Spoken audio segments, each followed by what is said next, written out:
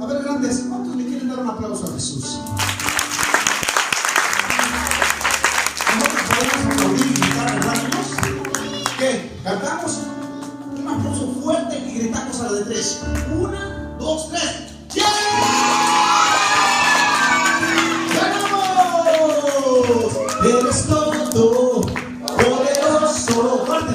Eres grande y majestuoso. Eres fuerte, invencible. Son ustedes. Y no hay nadie Son ustedes. como tú. Otra vez. Eres todo. Eres todo poderoso.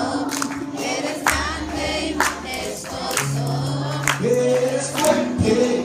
Invencible. Y no hay nadie como tú. Amén. Un aplauso fuerte al Señor, mis hermanos. ¿Saben?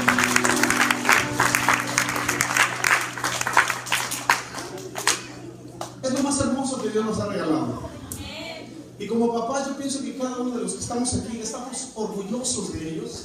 Porque Dios, mira, Dios ha sido bueno. Y lo que tú, mira, no sé si te puedas dar, lo puedes observar, tú como padre y como madre. Yo sé que tú puedes ver a tus hijos, cualquiera de ustedes, vean a su propio hijo, obsérvelo. Obsérvelo por unos segundos. Mírelo, mírelo, nada más.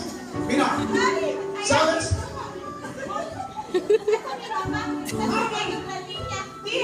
Ok, miren, lo que quiero decirles es que esto es bien importante.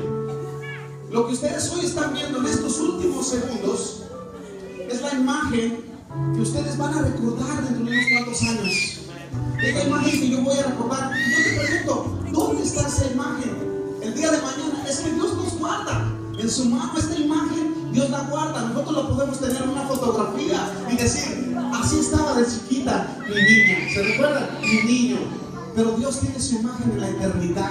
Los niños son de Cristo. Ellos son especiales y los amamos. Hay que cuidarlos, hay que enseñarlos, hay que educarlos, porque eso es lo mejor que nosotros podemos hacer. Ese gran ministerio que Dios nos dio, nuestros hijos, llevarlos ante la presencia de Dios desde chiquitos. Niños, un aplauso fuerte al Señor. Fuerte.